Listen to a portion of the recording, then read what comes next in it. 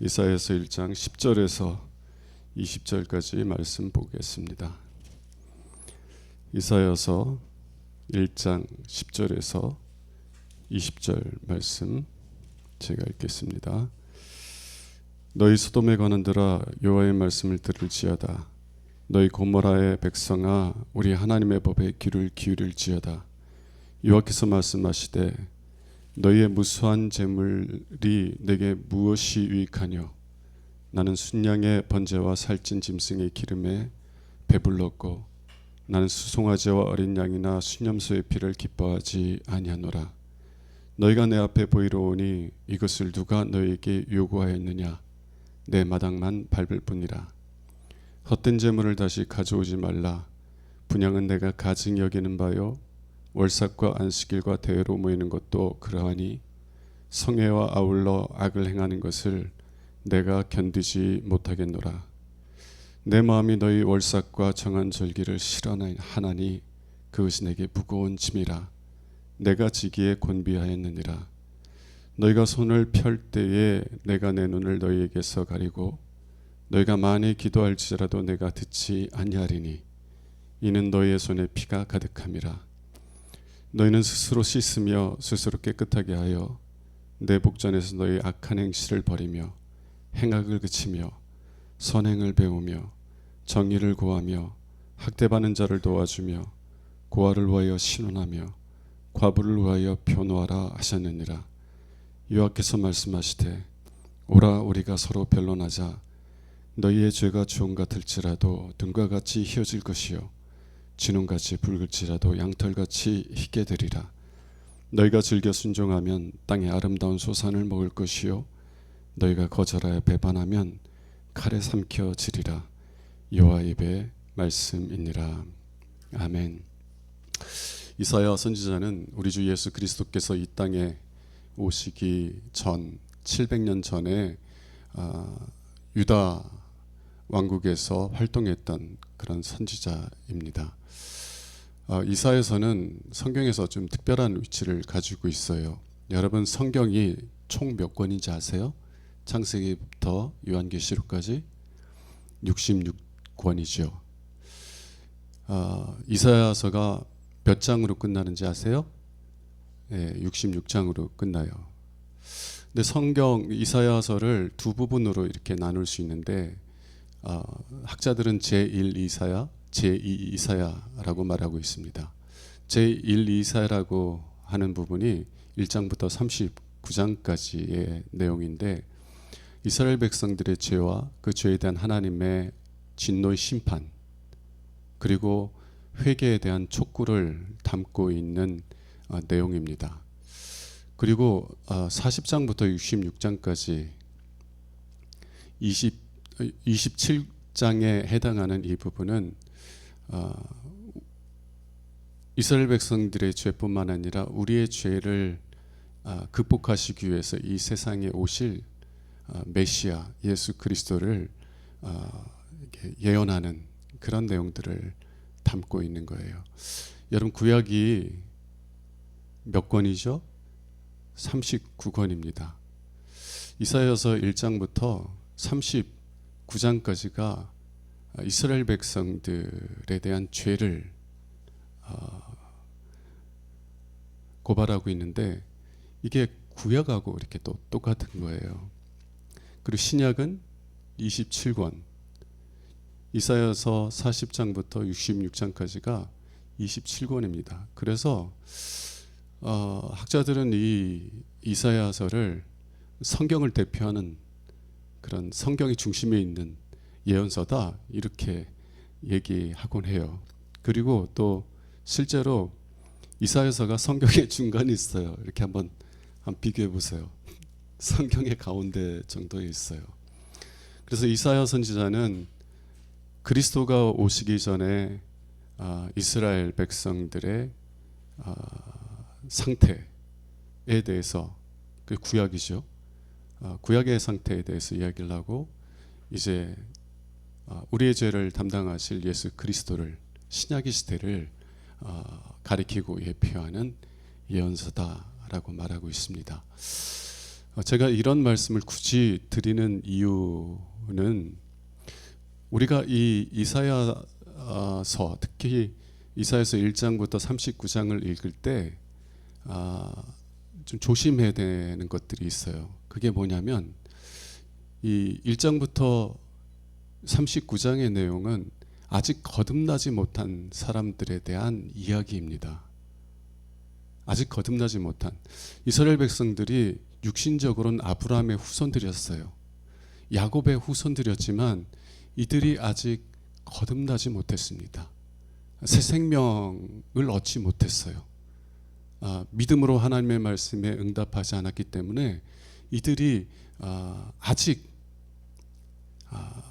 새 사람으로 거듭나지 못하였고요. 그래서 이 사람들은 타고난 본성 속에서 살았어요. 여러분, 타고난 사람들의 본성이 뭐예요? 내가 내 인생의 주인이라는 거예요. 내가 원하는 대로 살고 싶다는 겁니다. 그래서 이런 본성을 가지고 있는 사람에게 하나님께서 명령하시면 그 명령이 좋게 들려요? 아니요. 좋게 들리질 않는 거예요.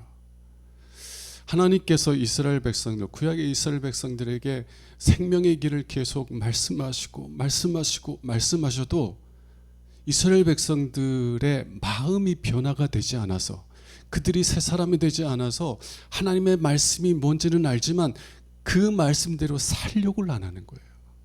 그것이 구약의 백성들의 보편적인 마음이었고 구약의 백성들의 보편적인 상태였다는 것입니다. 그래서 이 글들을 읽을 때 여러분들이 단순히 여러분 자신에게 주시는 하나님의 말씀으로만 여기면 때로는 이 말씀들이 여러분들을 낙심하게 만드는 그런 말씀으로 들려줄 수 있을까 염려가 되는 거예요. 오히려 내가 예수를 만나고 새 사람 되기 전에 내가 이러한 사람이었는데 하나님께서 예수 그리스도를 통해서 나에게 새 생명을 주셔서 정말 하나님을 경외하는 삶을 살게 해주신 하나님의 은혜를 찬송해야 되는데, 오히려 여러분들이 이사야서의 말씀을 통해서 여러분들이 정죄감을 갖고 그래서 정말 여러분들이 낙심하여서 자꾸 하나님께 멀어질까 두렵고 염려하는 마음들이 있다는 것입니다. 그래서 이사야서를 읽을 때 그러한 점, 아직 거듭나지 못한 사람들에게 하나님께 주시는 말씀이라는 사실들을 기억하고요. 두 번째 뭘 기억해야 되냐면 우리가 정말 거듭난 백성들이고 정말 이제는 내가 내 인생의 주인이 아니요 예수 그리스도가 내 인생의 내 삶의 주인이라고 고백을 하지만 그럼에도 불구하고 여전히 죄가 우리 안에 있다는 것이에요.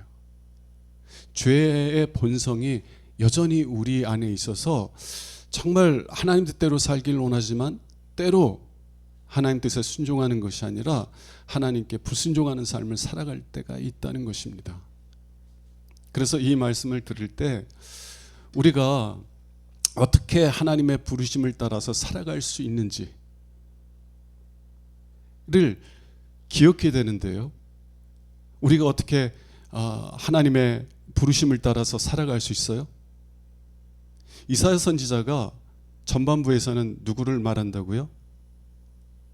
거듭나지 않은 타고난 본성 속에 있는 이스라엘 백성들의 상태를 이야기했다면 후반부에는 누구를 가리켜요? 예수 그리스도, 우리의 구원자이신 예수 그리스도. 그래서 여러분들이 정말 내 안에 이 죄의 본성이 나를 다시 지배하려고 할 때마다 여러분들이 여러분들의 의지적인 노력으로 거룩한 삶을 살려고 애쓰지 않아야 된다는 거예요. 누구를 바라봐야 돼요? 우리의 구원자이신 예수 그리스도를 바라봐야 돼요. 우리가 정말 거룩한 삶을 살아가기 위해서는 내가 정말 경건한 삶을 살려고 애쓰는 노력으로 가능한 것이 아니라 주님께서 내 삶을 다스려 주셔야 된다고 하는, 내가 경건한 삶을 살지 못하고 또 죄 가운데 넘어질 때마다 어떤 고백을 가져야 돼요? 오직 예수님만이 나의 구원자이시고 오직 예수님만이 나의 생명이시고 오직 예수님만이 나의 의이시고 거룩함이라는 고백을 가져야 된다는 거예요. 더욱더 예수 그리스도를 의지해야지 예수 그리스도와 떠나서 내 육신적인 노력으로 내 거룩한 삶을 살려고 노력하면 여러분들은 더 깊은 정죄감 속에 더 깊은 실패와 패배 속에서 살아갈 수 있다는 것입니다. 그래서 이런 이유 때문에 제가 먼저 이사야가 어떤 위치에 있는지에 대해서 구구절절 말씀을 드렸어요. 여러분들이 좀 이게 이해가 될 수 있길 원하고요. 그런 관점에서 오늘 말씀을 보도록 하는데요. 오늘 말씀에서 두 가지를 말씀드리려고 하는 거예요. 하나님께서 우리에게 원하시는 게 뭐냐? 우리에게 원하시는 것이 무엇이냐? 두 번째는 우리가 하나님 원하시는 뜻대로 살지 못할 때 어떤 결과가 오느냐? 여러분들이 거듭나지 않았을 때, 정말 예수를 여러분의 인생의 주로 고백하지 못했을 때는 오늘 본문의 말씀처럼 살았을 거예요. 그러나 이제는 예수 그리스도를 주로 고백하는 여러분들은 그렇게 살아서는 안 돼요. 다시 육신의 본능, 죄의 본성을 따라 살아가는 사람들이 되어서는 안 된다는 것입니다. 이 두 가지를 통해서 우리가 어떻게 주님의 인도하심을 따라서 주님의 은혜를 따라서 살아갈지에 대해서 살펴볼 수 있기를 원합니다. 첫 번째는요, 하나님이 원하시는 것은요, 우리의 마음이에요. 우리의 희생이나 헌신이 아니라는 것입니다.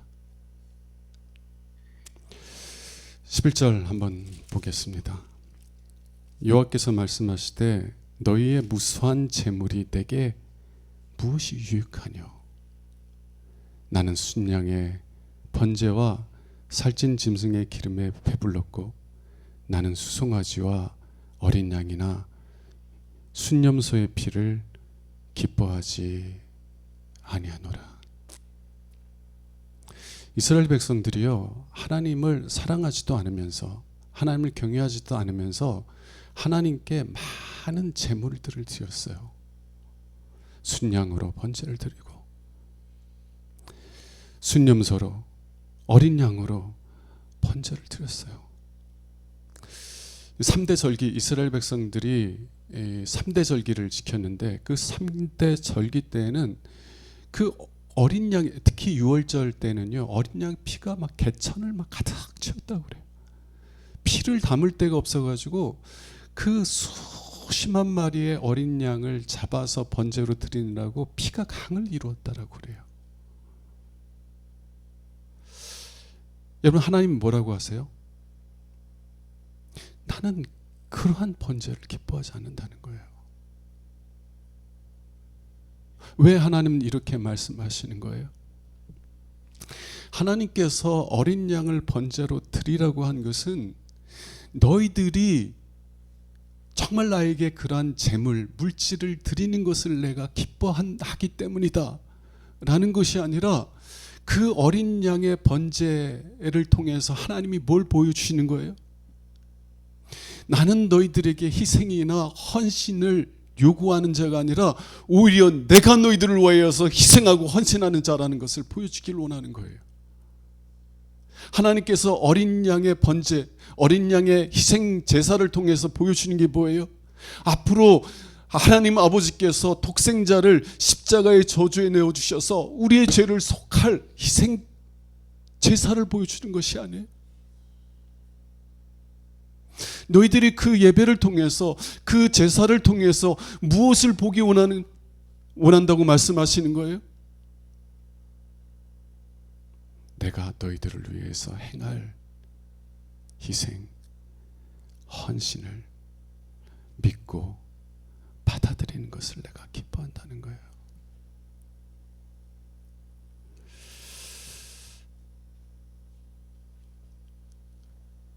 때때로 교회 다니는 분들 중에서도 그런 분들이 있는 것 같더라고요. 내가 하나님을 위해서 물질을 많이 드렸으니까, 내가 하나님을 위해서 헌신을 많이 했으니까 그러니까 하나님께서는 나를 다른 사람보다 더 귀하게 여겨주실 거야. 내가 목사니까. 저는 참 가끔 그런 말씀을 하시는 목사님들 보면 마음이 아파요. 내가 목사인데,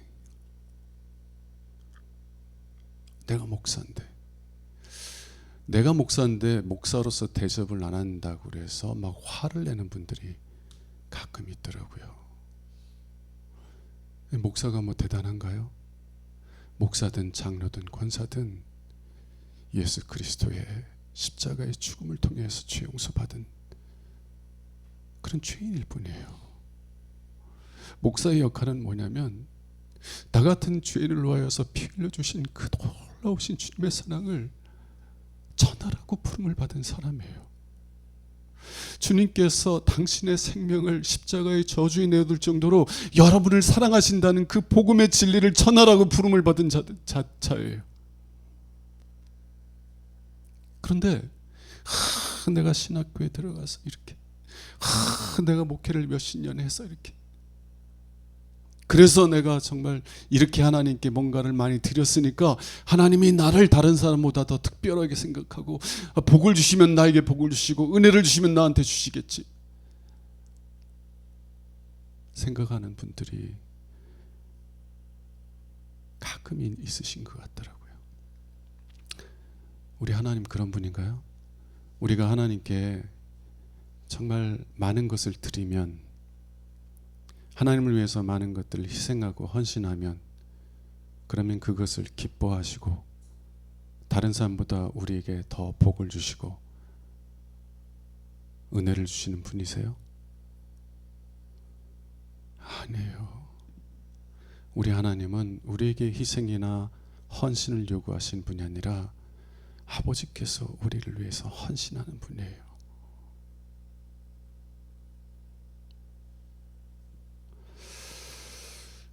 이스라엘 백성들, 아직 거듭나지 않은 이스라엘 백성들이요, 하나님의 마음을 알지 못해서 내가 이만큼 많은 재물을 드렸으니까 하나님께서는 당연히 나에게 복을 주셔야 돼 라는 그런 잘못된 생각 속에서 하나님께 예배하는 삶을 살았어요.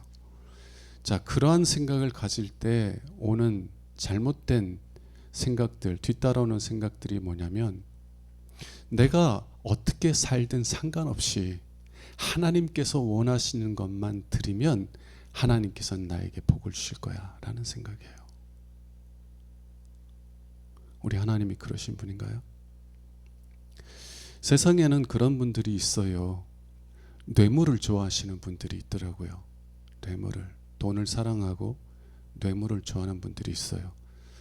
여러분, 뇌물을 좋아하는 사람들과 이렇게 인간적인 관계를 맺고 살아갈 때 내가 그분 앞에서 진실하게 사는 것이 그분이 좋아해요?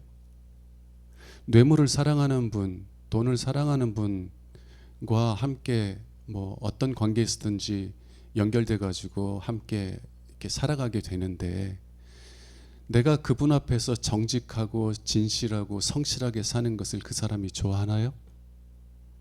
아니요. 내가 어떻게 사는지는 관심도 없어요. 그 사람은 뭘 원해요? 내가 주는 돈만 원하는 거예요. 이스라엘 백성들이 지금 하나님을 어떻게 생각하고 있는 거예요? 뇌물을 좋아하는 하나님으로 여기고 있는 것 아니에요?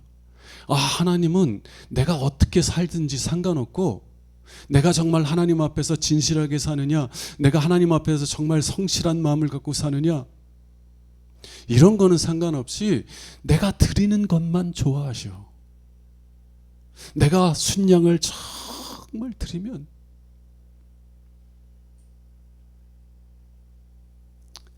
그럼 하나님께서 내 예배를 받으시고 나에게 복을 주실 거야.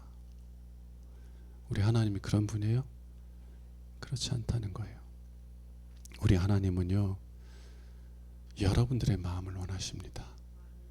하나님께서 여러분들을 위해서 어떠한 희생과 어떠한 헌신을 하셨는지, 여러분들을 어떠한 마음으로 사랑하셔서 여러분들을 위해서 어떠한 희생을 하셨는지를 알고 그 은혜와 사랑에 감사해서 하나님께 감사하는 삶, 하나님의 그 놀라우신 사랑에 반응하여서 하나님을 기뻐하고 찬송하는 삶을 살기 원하시는 것뿐이지, 하나님께서는 여러분들에게 이것저것 요구하시는 하나님이 아니시라는 것입니다. 12절 한 번 더 보겠습니다. 너희가 내 앞에 보이려오니 이것을 누가 너에게 요구하였느냐. 너희가 많은 재물들을 드리는데 이것을 누가 요구했어? 하나님이 요구하셨어요? 너희들이 나에게 복을 받기 위해서는 많은 것들을 희생하고 많은 희생과 헌신을 해야 돼. 요구하셨어요? 우리 하나님 그러지 하나님이 아니에요. 여러분, 자녀와의 관계를 한번 생각해 보세요. 여러분들이 자녀에게 원하는 게 뭡니까? 여러분들을 위해서 희생하고 헌신하는 거예요? 저는 저희 어머니가 이제 돌아가시기 얼마 전에 저를 붙잡고 자꾸 그런 얘기 하시더라고요. 미안하대. 그래서 어머니가 뭐가 미안하냐고. 지금까지 저를 위해서 이렇게 희생적인 삶을 사셔놓고 뭐가 미안하냐고. 그랬더니 내가 배운 것도 없고 가진 것도 없고 더 주고 싶었는데 주지 못해서 미안하고, 잘 가르쳤어야 되는데 가르치지 못해서 미안하고. 저희 어머니가 참 어린 시절 사랑받지 못하고 사셨어요. 그러니까 어떻게 사랑해야 되는지를 잘 모르시더라고. 여러분, 사랑을 많이 받고 살아야 어떻게 사랑하는지를 아는데 저희 어머니는 사랑받지 못하고 살았어요. 저희 어머니가 가끔 이야기한 게 뭐냐면, 처녀 때 복음을 듣고 예수를 만났어요. 예수님이 자기를 위하여서 당신을 위해서 피 흘려 주셨다는 그 놀라운 사랑을 깨닫게 된 다음부터 정말 이 교회 가서 막 예배 드리고 싶어가지고. 근데 교회 가면은요, 오빠들이 붙잡고 혼낸 것만이 아니라 두들겨 팼대요. 몽둥이 찜질을 했대요. 막 몽둥이 붙잡고 막 두들겨 팼대요. 어떻게 여동생을 그렇게.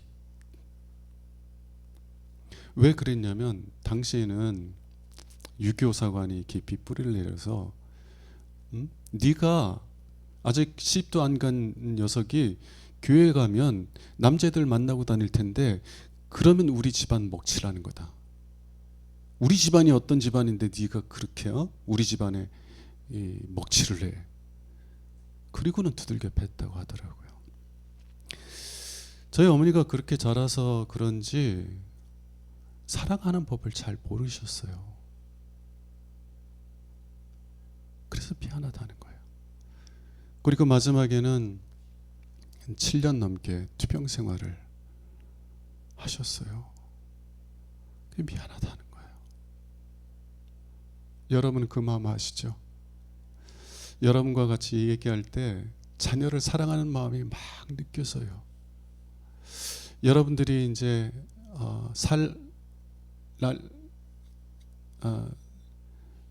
뭐라고 표현해야 되나, 이제 살아온 삶보다 남은 삶이 더 적잖아요, 그죠? 아니 요즘은 뭐 100세 시대니까 뭐 이제 얼마 남지 않은 인생인데, 내가 아파서, 내가 경제적으로 막 쪼들려서 내 자녀에게 침이 될까봐 염려하는 거예요. 죽는 건 두렵지 않아. 왜? 하나님 부르시면 내가 하나님의 사랑의 품에 안길 거니까. 근데 내가 어떻게 죽어가냐는 두려운 거예요. 왜? 내 사랑하는 자녀들에게 막 짐을 지을 것 같아서. 부모의 마음이 어때요? 아이들에게 나를 위해서 희생하라고 요구해요? 아니요. 어떻게든 더 자녀들에게 더 희생해주고 그래서 내 희생을 통해서 자녀들이 행복하기를 원하는 것이 부모의 마음이에요. 하물며 하나님은 어떻겠어요? 지극히 작은 사랑을 가지고 있는 우리들도 자녀를 향해서 그런 마음을 가지고 있는데, 온전한 사랑이신 하나님께서는 우리들을 향해서 어떤 마음을 갖고 계시냐는 거예요. 하나님께서 여러분들의 희생을 기뻐하시겠어요? 여러분의 헌신을 기뻐하시겠어요? 아니요. 하나님께서 여러분을 위해서 행하신 희생과 헌신을 값없이 받아 누리고 그로 인해 하나님을 기뻐하는 것을 원하신다는 거예요. 여러분, 아직 거듭나지 못한 이스라엘 백성들은 마치 하나님을 뇌물을 좋아하는 자처럼 여기는 거예요. 뇌물을 사랑하는 사람들은요, 그 사람이 어떤 삶을 살든지 상관 안 해요. 그 사람이 내 앞에서 진실하고 성실하고 원하지 않아요. 내가 원하는 돈만 갖다 주면 좋아하는 것뿐이에요. 이스라엘 백성들은 하나님을 그렇게 여겼어요. 그리고 하나님께 많은 재물을 드리면서도 가난한 자들을 억압하고 학대하고. 15절 한번 봅시다. 너희가 손을 펼 때 내가 내 눈을 너희에게서 가리고 너희가 많이 기도할지라도 내가 듣지 아니하리니 이는 너희의 손에 뭐가 가득해요? 피가 가득하다. 그러면서 17절에 선행을 배우며 정의를 구하며 학대받는 자를 도와주며 고아를 위하여 신원하며 과부를 위하여 변호하라. 너희들이 나를 섬긴다고 하면서 내가 창조한, 내가 사랑하는 연약한 지자들을 짓밟고 있구나.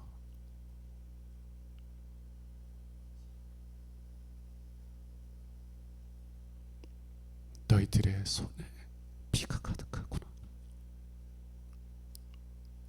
너희들은 내가 너희들이 드리는 재물을 기뻐하고, 그래서 너희들이 재물만 드리면 어떠한 삶을 살아도 내가 개의치 않는 하나님으로 나를 여기고 있구나. 나는 그렇게 뇌물을 사랑하는 자가 아니야. 나는 너희들의 아버지야. 난 너희들을 위해서 내 독생자까지도 아끼지 않는 너희의 아버지야. 너희가 나를 알고 내 마음을 알고 내 사랑을 알아서 너희가 나처럼 긍휼의 사람이 되길 원하고 사랑의 사람이 되길 원하는 것뿐이야.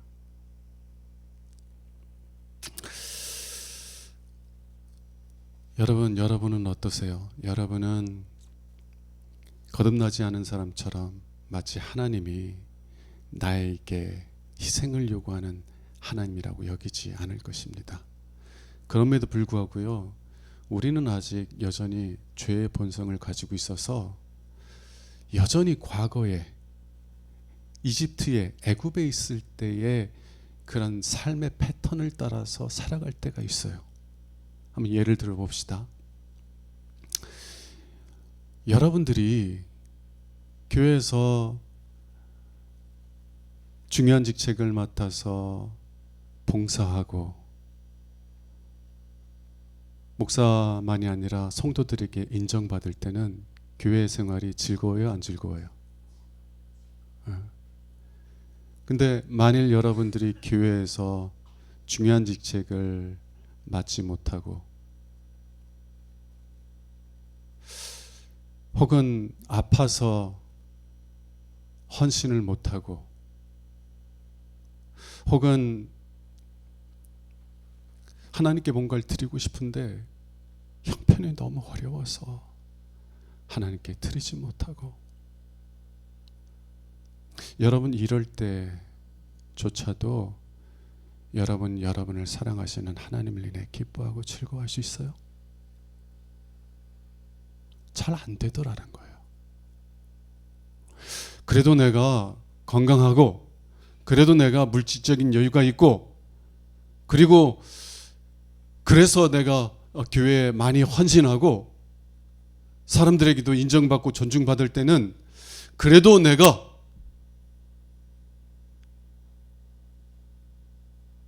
하나님께 사랑받고 있구나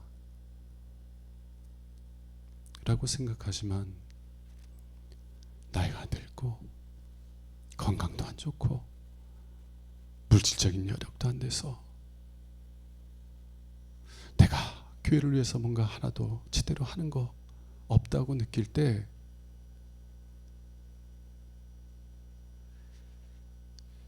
하나님의 사랑을 받아들이는 게 쉽지 않다는 것을 경험한다는 거예요.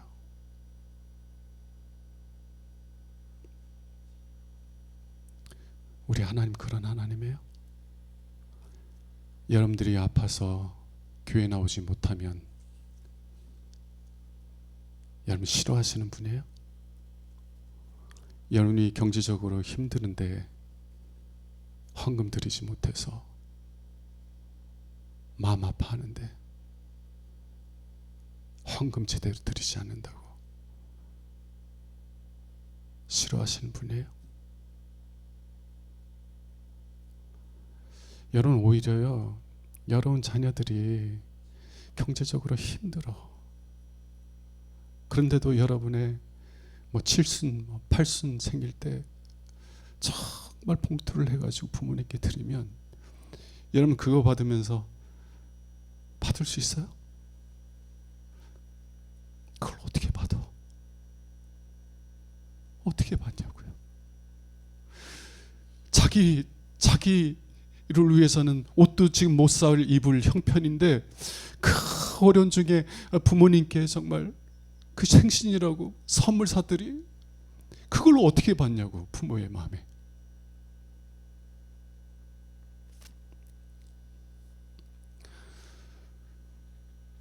여러분, 하나님은요 우리에게 희생이나 헌신을 요구하시는 분이 아니에요.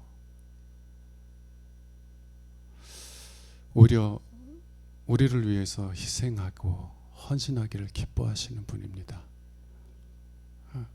그래서 여러분들이 하나님을 위해서 희생하지 못하고 헌신하지 못한다고 그래서 낙심하는 것이 아니라 오히려 언제든지 어느 때든지 기쁨으로 하나님께 달려나올 수 있는 여러분 될 수 있기를 주님의 이름으로 축원합니다.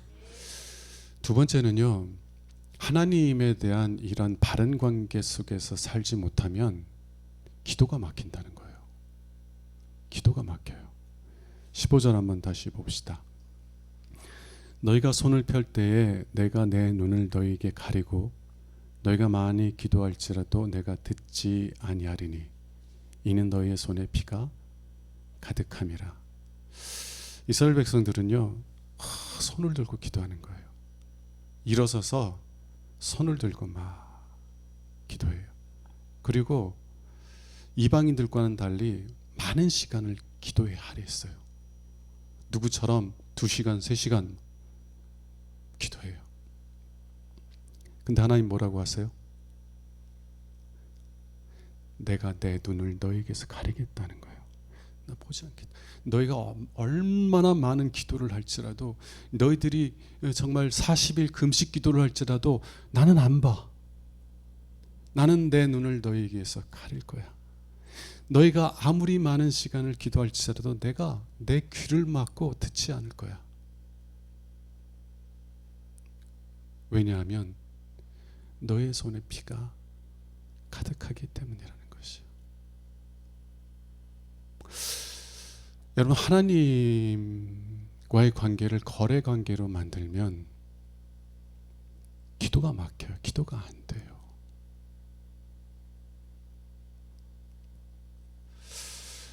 여러분들이 이 말씀을 좀 오해하지 않기를 원하는데, 여러분, 제가 늘 강조하는 말씀이 뭐예요?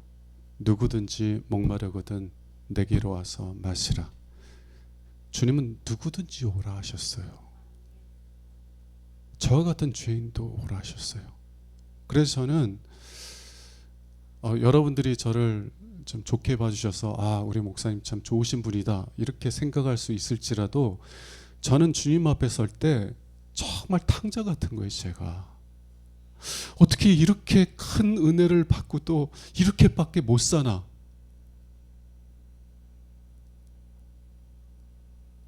내가 탕자 같아요.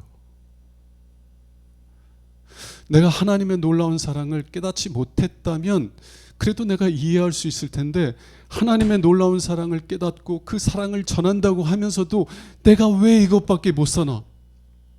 제 자신을 보면은요, 늘 그런 생각이 들어요. 성도님들이 그래서 좀 어려운 일들 당한다 막 이러면 다 나 때문인 것 같아. 내가 더 진심으로 기도하지 못해서, 내가 더 진심으로 하나님께 나가지 못해서, 그래서 성도들이 막 어려움 겪는 것 같고 막 이런 마음이 드는 거예요. 그때마다 저는 말씀을 붙잡아요. 누구든지 목마르거든 내게로 와서 마시라. 저 같은 죄인도 오라고 하시는 거예요. 그래서 탕자와 같은 마음으로 아버지 집엔 먹을 것이 많사오니, 아버지 내가 아버지께 나아가오니 저희 배고픔을 채워주시고 저희 성도들의 배고픔을 채워주세요. 이런 믿음의 마음으로 하나님께 나가서 기도해요. 그리고 그런 정말 믿음으로 하나님께 나가면 하나님께서 언제든지 저에게 저의 배고픔을 채워주시고 저의 영혼을 새롭게 해주시는 그런 은혜들을 경험하게 해주십니다. 여러분, 무엇이 우리의 기도를 막아요? 만일 우리가 하나님을 섬긴다고 하면서도 이웃들을 멸시하고 살아간다면 기도가 막힐 거예요. 그러나 여러분은 그렇지 않음을 압니다. 왜냐하면 여러분들은 거듭난 백성이에요. 하나님을 경외하는 사람들이에요. 하나님이 어떠한 긍휼과 사랑을 나에게 부어주셨는지를 아는 사람들이에요. 그래서 여러분들을 긍휼히 여겨주신 하나님의 은혜를 알기 때문에 여러분들은 다른 이들에게도 긍휼과 은혜를 베푸는 삶을 살아가는 줄로 믿습니다. 물론 온전히 안 될 때도 있지만, 그럼에도 불구하고 여러분들의 기본적인 마음의 자세는 하나님께서 나에게 이런 은혜를 주셨으니까 나도 내 이웃에게, 내 배우자에게, 내 자녀에게 긍휼과 은혜를 베푸는 삶을 살아야지 라는 고백 속에 있음을 저는 믿어요. 여러분, 하나님께서 여러분을 불쌍히 여기신 거 아세요? 하나님께서 여러분들 지금도 불쌍히 여기심을 아세요? 여러분들이 정말 또 실패하고 넘어졌을지라도 아버지 하고 나오면 여러분들을 책망하고 여러분들 정죄하는 것이 아니라 여러분 불쌍히 여기서 여러분들 끊어 안아주시는 하나님 있음을 믿으세요? 여러분들이 그 하나님의 긍휼을 경험하면 여러분의 배우자를 불쌍히 여기기 시작할 거예요. 여러분의 자녀를 불쌍히 여기기 시작할 거예요. 여러분의 이웃들을 불쌍히 여기기 시작할 거예요. 왜? 예수님께서 자신의 죽음을 통해서 우리를 새 생명으로 거듭나게 하셨기 때문인 줄로 믿습니다. 저는 그래서 여러분들이 주님의 사랑을, 하나님 아버지의 사랑을 신뢰하며 아버지께 나아가면 언제든지 하나님께서 여러분의 기도를 기쁘게 받으시고 여러분들에게 응답해 줄 것을 믿습니다. 그럼에도 불구하고요, 거듭난 백성들에게도 기도를 가로막는 것들이 있어요. 그 중에 하나가요, 여러분들이 하나님의 사랑을 신뢰하지 못하면 기도가 막혀요.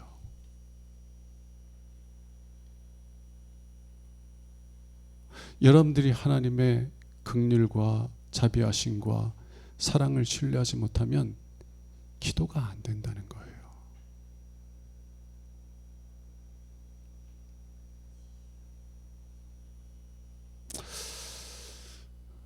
여러분들이 경건한 삶을 살려고 애씁니다. 여러분들을 좀 힘들게 하는 사람들이 있을 거예요. 그러면 거듭나지 않았을 때는 어떻게 돼요? 가차없지 뭐. 그냥 잘라버리는 거지. 뭐 그 사람하고 뭐 왜 봐. 그냥 헤어지면 되는 거예요. 끝나면 되는 거예요. 그런데 내가 거듭나서 내 속에서 자꾸 뭐 어떤 이 본능이 일어나냐면 그래도 용서해야지. 그래도 불쌍히 여겨야지. 그래도 사랑해야지. 막 이게 올라오니까 괴로운 거야. 차라리 옛날처럼 저도 이렇게 좀 뭐랄까 냉정한 그런 성격이 좀 있었어요. 믿으시는지 모르시겠지만 어느 때 되면은요 칼같이 그냥 끊어버리는 거예요. 칼같이 끊어버리는 거예요. 내 자신에 대해서도 내가 용납하지 못하면 내 자신도 끊어버려요. 막. 그런 좀 나쁜 그런 성향이 저한테 있었어요. 근데 예수 만나고 나니까 그게 안 되는 거야. 그게 내가 저 사람을 그냥 미워하리라, 내가 저 사람을 그냥 짓밟으리라, 내가 저 사람을 그냥 그런 마음으로 씩씩거리고 있는데 제 속에서 뭐가 자꾸 올라와요? 불쌍히 여겨라. 불쌍히 여겨야 된다. 괴로운 거예요. 이런 주님께서 주신 새로운 본성이 없으면 안 보면 되는데 자꾸 내 안에서 자꾸 그 불쌍히 여겨야 된다는 마음이 자꾸 그냥 올라오니까 괴로운 거예요. 괴로운 거.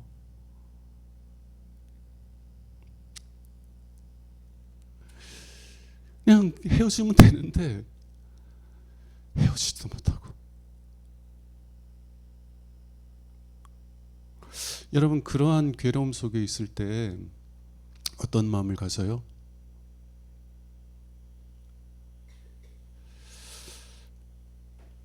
내가 하나님 뜻대로 잘 살지 못한다고 하는 자책감이 막 들고 내 자신에 대한 실망감이 막 들어요. 제가 제 자신에 대해서 실망하고 있다면, 제가 제 자신을 정죄하고 있다면 어떻게 하나님께 나아갈 수 있어요? 나도 나에 대해서 실망했는데 하나님이 어떻게 나를 기쁘게 받아줄 수 있다고 믿을 수가 있어요? 기도가 막히더라고요. 기도가. 거듭나지 않은 사람들은 하나님을 경외하지 않기 때문에 하나님 기뻐하시는 삶을 살지 않고 오히려 하나님을 무시하고 멸시하는 삶을 살기 때문에 기도가 막히지만, 거듭난 사람들은 하나님 뜻대로 살고 싶은 마음들 때문에 기도가 막힐 때가 많다는 거예요. 마치 하나님이 내가 기도할 때 눈을 가리신 것 같고 내가 기도할 때 귀를 막고 계신 것처럼 기도가 막히는 것을 경험해요. 하나님 그러신 분이에요? 아니, 누구든지 오라고 부르시잖아요. 여러분들이 기도할 때, 여러분들이 기도로 아버지께 나갈 때 아버지는요 여러분들 보고 달려나와서 여러분들을 끌어안으시는 아버지예요. 그럼에도 불구하고 여러분들이 기도가 막힌다고 느끼고 기도가 잘 안 되는 것은 여러분들의 잘못 때문이 아니라 여러분들이 하나님의 긍휼과 자비하심과 사랑을 신뢰하지 못하는 마음 때문이라는 겁니다. 그게 하나님과 나 사이의 기도 관계를 가로막아요. 여러분, 그러므로 하나님께 나아갈 때 예수님의 십자가의 사랑을 붙들고 담대하게 하나님께 나아갈 수 있는 여러분 되시길 바랍니다. 여러분들이 어떤 마음으로 하나님께 나와도요, 여러분들이 어떤 기도 제목을 가지고 하나님께 나와도 하나님께서 기쁘게 들으세요. 왜요? 왜냐하면 여러분들은 하나님 아버지께서 독생자를 아낌없이 내어주시기까지 사랑하시는 자녀들이기 때문에 그래요. 담대하게 나오세요. 여러분이 양심을 통하여서 사탄이 여러분을 정죄할 때 예수 그리스도의 십자가를 굳게 붙잡고 담대하게 기도의 자리로 나가세요. 담대하게. 그러할 때 막혔던 기도가 뚫리는 것을 경험하기 시작할 것입니다. 저는 이 사실을 잘 이해하지 못해가지고 막 기도가 안 되면 죄책감을 많이 느꼈어요. 아, 내가 이런 부분에서 잘못된 삶을 살았기 때문에 하나님이 나를 받지 않으시는구나. 내가 과거에 온전히 주님께 순종하지 못한 그 죄 때문에 하나님께서 지난 10년, 20년 동안 그렇게 하나님 원한다고 부르시셔도 하나님께서 나를 만나주시지 않았구나. 이런 자책감 속에서 얼마나 산지 모르겠어요. 그리고 어떤 이 성경이 가장 내 마음을 아프게 했냐면 솔로몬의 기도, 삼손의 기도. 삼손이 들릴라의 유혹에 빠져서 머리를 잘리고 난 다음에 감옥에 갇혀서 연자맷돌을 돌리는 비참한 신세가 됐잖아요. 그리고 그가 이제 조롱거리가 됐을 때 하나님께 뭐라고 기도해요? 하나님 한 번만 나를 등하게 하사. 제가 그 기도를 얼마나 많이 했는지 몰라요. 하나님 한 번만, 하나님 저희 죄를 용서해 주시고 저를 회복시켜 주셔서 정말 한 번만, 내가 2번까지는 양심이 있어서 2번은 요청 못하겠고 한 번만이라도 나를 회복시켜 주셔서 내가 은혜의 삶 살아갈 수 있게 해주세요.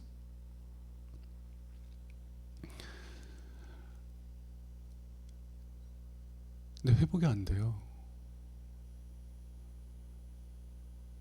아, 하나님은 내가 한 번만 봐달라고 그래도 안 봐주시는 분이구나. 그런 생각 때문에 많이 힘들어 했었습니다. 근데 하나님께서 나중에 깨닫게 해주셨는데, 나의 과거의 죄나 나의 과거의 실패 때문에 하나님께서 나의 기도를 받지 않으신 것이 아니라 내가 하나님의 사랑을 신뢰하지 못했기 때문에 하나님께 담대하게 나가지 못했기 때문이라는 것을 깨닫게 해주시는 거예요. 그 말씀 중에 하나가 요한복음 7장 말씀입니다. 누구든지 오라는 거예요. 누구든지.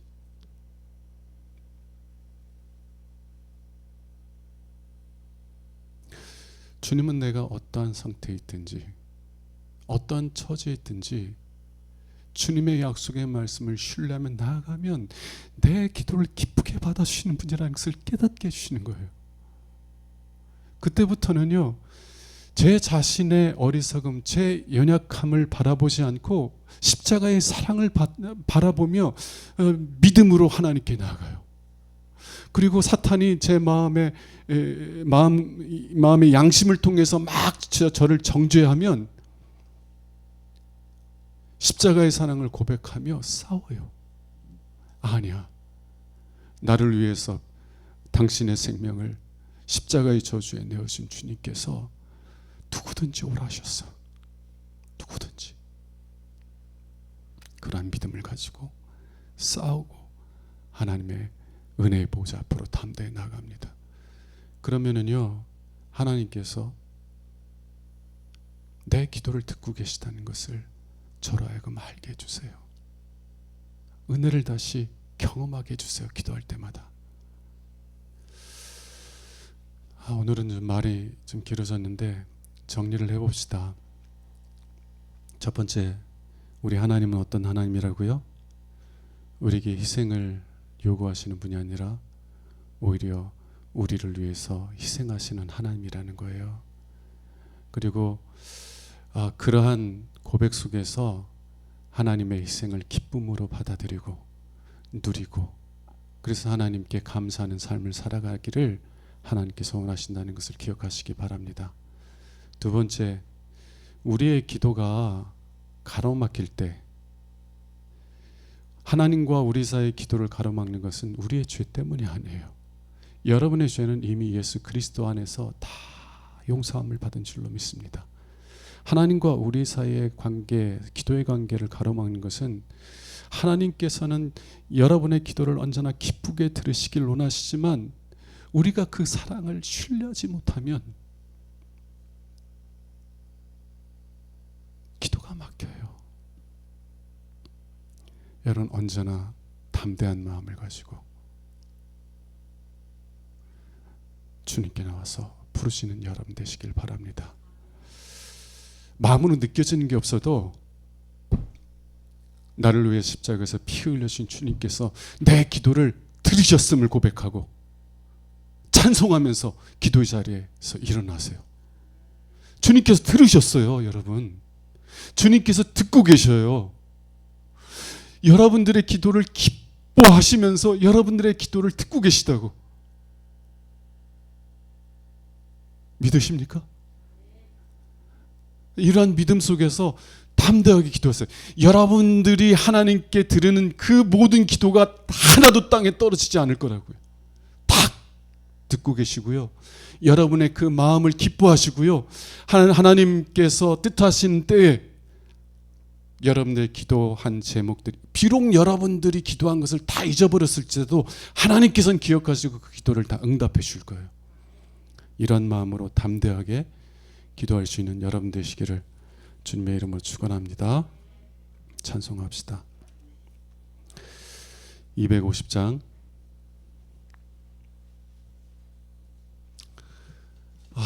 저는 설교하고 나서 늘 생각하는 게,